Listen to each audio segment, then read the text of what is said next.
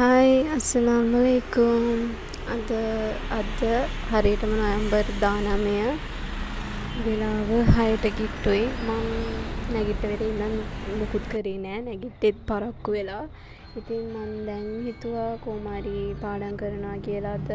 මොකද මං දැන් BS ඉවර වෙලා දවස් 2ක් වෙනවා තාම මුකුත් පාඩම් කරේ නැහැ. ඉතින් මං හිතුවා අද කරමු කියලා. ඔයාලට පේනවා ඉතින් මෙතන දැන් කළුවරත් වෙලා හරියටම වෙලාව 6යි.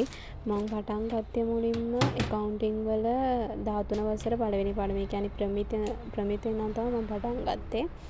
ප්‍රමිත වල ගත්තොත් මං කරපු නැති කෑල්ලක් තිබ්බා. දීපල විරේත උපකරණ අර පොඩි කෑල්ලක්. ඒක තමයි මං මුලින්ම කරන්න පටන් ගත්තේ. ඒකේ රෙකෝඩින් එකක් බැලුවා. ඒ රෙකෝඩින් එක අර 1.5 දාලා බැලුවේ. හැබැයි ඉතින් ඒ අර යන වෙලාවම ගියා ඒකට. ගොඩක් දෙනෙක් අහලා තිබ්බා මං ක්ලාස් යන්නේ රමේෂ් සර් ගාවටනේ එහෙම කියලා. මං රමේෂ් සර්ගේ ක්ලාස් තමයි යන්නේ.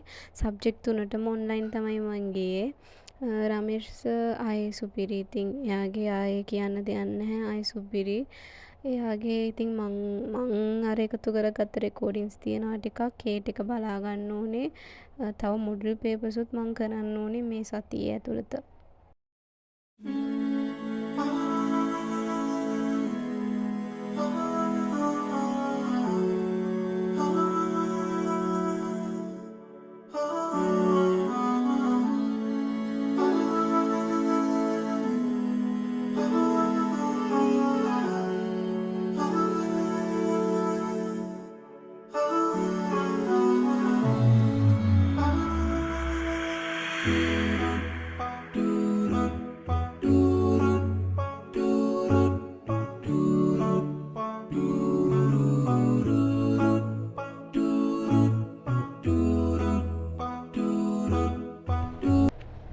මට ඔක්කොම රෙකෝඩ් කරගන්න බැරි වුණා. දැන් මම රෙකෝඩින් එක බලලා ඉවර වෙලා දැන් හරියටම වෙලාව 9යි. ඊට පස්සේ මං බ්‍රේක් එකක් ගත්තා. ඒකේ බ්‍රේක් කරලා ඔක්කොම කරලා ඇවිල්ලා ආයේ 9:45ට විතර පටන් ගත්තා පාඩම් කරන්න.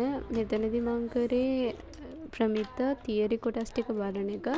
ඒකට කලින් මං අස් කරමු කියලා පොඩ්ඩක් අස් කරලා ගත්තා. ඊට පස්සේ මෙතන පාඩම් කරද්දී මං මුලින්ම කරේ ඔක්කොම එකපාරක් කියව ගත්තා. මෙන්න මේ ටික තමයි තියෙන්නේ කියලා පොඩි අයිඩියා එකක් ගත්තා කියවලා. ඊට පස්සේ මං ඒක මතකෙට අර දාගන්න ඕන එකට මං ආයෙ මුලින් ඉඳන් පාඩම් කරන්න ගත්තා. ඒ කියන්නේ මතකෙට දාගන්න එක. මුලින්ම කරේ අර තේරුම් ගත් එක. ඊට පස්සේ අර මෙමරයිස් කරන එක තමයි කරේ. ඇත්තටම මං අර කෑ ගාලා පාඩම් කරන කෙනෙක්. ඉතින් මං අර කියෝ තමයි පාඩම් කරන්නේ ඇත්තටම.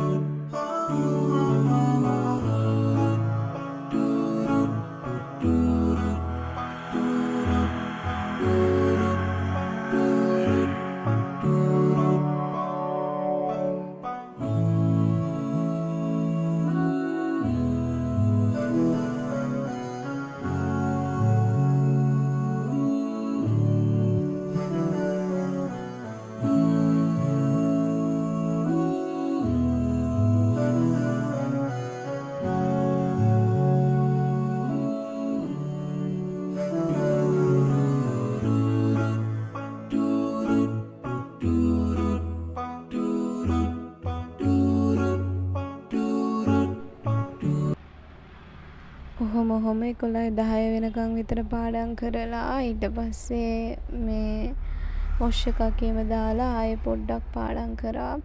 ඊට පස්සේ ඉතින් ඉවරයි වැඩ ටික. අද ගොඩක්ම පරක්කු වෙලා තමයි පාඩම් කරන්න පටන් ගත්තෙත්. ඉතින් හෙට මුළු දවසම වගේ හොඳට වැඩ කරන්න පුළුවන් වෙයි කියලා මං හිතනවා. මොකද මං අද පටන් ගත්තනේ. පටන් ගන්න එක තමයි අමාරුම ඇත්තටම.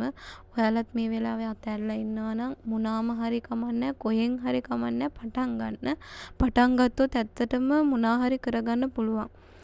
ඔයාලට පටන් ගන්නේ කොහෙන්ද කියලා දන්නේ නැත්නම් නිකන් මොනා හරි නෝට් එකකින් පටන් ගන්න.